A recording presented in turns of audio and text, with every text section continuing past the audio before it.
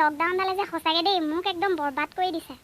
লকডাউনৰ আগত মই এই প্ৰত্যুষৰ লগত কিমান ডেটিং মাৰিছিলোঁ, অ'ত ত'ত ঘূৰি ফুৰিছিলোঁ, ৰেষ্টুৰেণ্টত ভাল ভাল খাইছিলোঁ।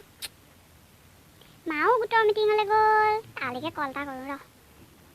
হেল্ল', কি কৰিছা? অঁ মই আছোঁ আৰু এনেই, ঘৰত কোনো নাই, ইমান অশান্তি লাগিছে নহয়। তোমাক যে ইমান মিছ কৰিছোঁ জানা দেহা। ঐ ঐ, তই কাৰ লগত কথা পাতি আছ?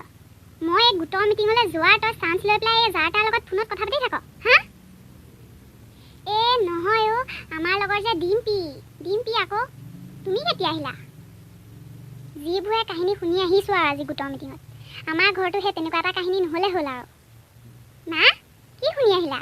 কোৱাচোন কোৱা, কিনো? আমাৰ গাঁৱৰ যে প্ৰমিলা, তাইৰ যে গীতা। অঁ গীতা কি হ'ল আকৌ? গীতাৰচোন বিয়া 2 আগষ্টত হৈয়ে গ'ল। আই কেনাটো আকৌ তাতহে। কি হ'ল আকৌ তাইৰ চৰিত্ৰটো তেনেকুৱা বুলি মই ভবাই নাছিলোঁ পাই। মাক দেউতাকৰ লগত যে ইমান বেয়াকৈ ঠগন দিব সেইটো মই ভবাই নাছিলোঁ দেই। মা কিনো কৈ আছা? মূল কথাটো কোৱা আকৌ, কি হ'ল তাই? একপক্ষে মাকহঁতৰো ভুল বাৰু। চাকৰি দেখি পেলাই সেই বুঢ়া ল'ৰাটোৰ লগত বিয়া ঠিক কৰি দিব নালাগিছিল নহয়। মা তুমি মূল কথাটো ক'বানে?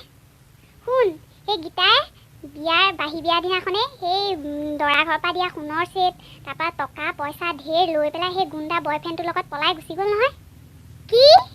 মইতো জানিছিলোঁৱেই, আগতে সেই কলেজৰ সন্মুখত সেই ল'ৰাৰ লগত সেই লিলিমাই কৰি কিমানৰ চৰ খাইছে, কিমান গালি খাইছে দেখিছোঁ নহয়। হয় নেকি? মই আকৌ তাই বহুত ভাল বুলি ভাবিছিলোঁ পাই।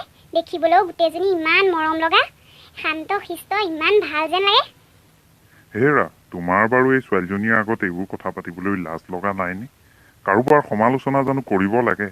তাই কি শিকিব বাৰু কোৱাচোন তুমি? ছোৱালীজনীক এই সময়ত তুমি কি শিক্ষা দিব লাগিছিল? পঢ়াৰ শিক্ষা দিব লাগিছিল যে এজনী ভাল নাগৰিক হওক তাই। আৰু তুমি দিছা কি? এইবোৰ সমালোচনা প্লিজ বন্ধ কৰা, মই কৈছোঁ নহয়, প্লিজ। চৰি, মই আৰু কেতিয়াও আনৰ সমালোচনা নকৰোঁ। আৰু মাজনী, তইও এইবিলাকৰ পৰা সদায় দূৰত থাকিবি। আনৰ সমালোচনা কেতিয়াও নকৰিবি আৰু নুশুনিবিও। ব'লক এতিয়া আমি সকলোৱে মিলি ধুনীয়াকৈ চাহ একাপ খাওঁগৈ আহক। ডিয়াৰ ফ্ৰেণ্ডছ, যদি আমাৰ এই ভিডিঅ'টো তোমালোকে ভাল পালা তেন্তে হ'লে ছাবস্ক্ৰাইব কৰি দিবা, লাইক কৰি দিবা, কমেণ্ট কৰি দিবা আৰু তোমালোকৰ বন্ধুবৰ্গৰ মাজত শ্বেয়াৰ কৰি দিবা। ধন্যবাদ।